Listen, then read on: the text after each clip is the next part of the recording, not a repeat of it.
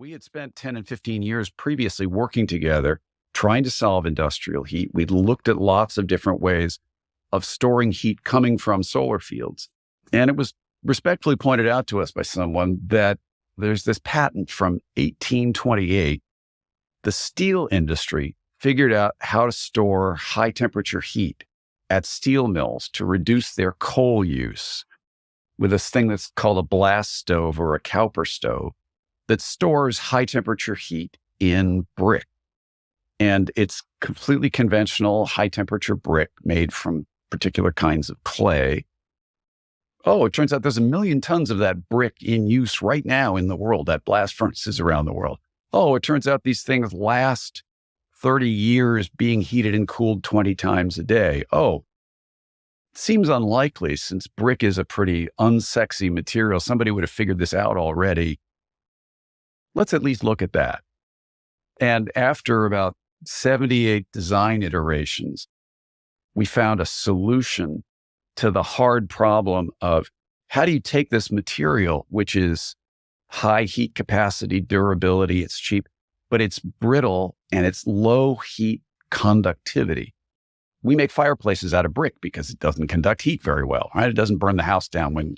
So if you're going to heat brick rapidly, you've got to heat a big surface area and you have to heat it uniformly.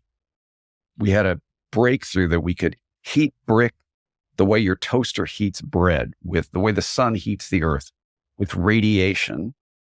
The Rondo heat battery is built of a core of brick that's an open kind of 3D checkerboard of open boxes with electrical heaters surrounded by brick and brick surrounded by open boxes. That we came up with this physics insight that let us use that 200-year-old material in this new way. I was a Chinese history major in school.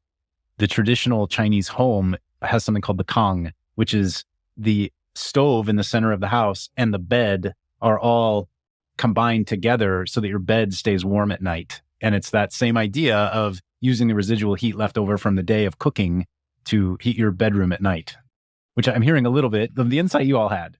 Yep. Humans have made brick and used brick for heat storage for many thousands of years. Our particular thing, that was the 1828 patent that was the kind of the starting point.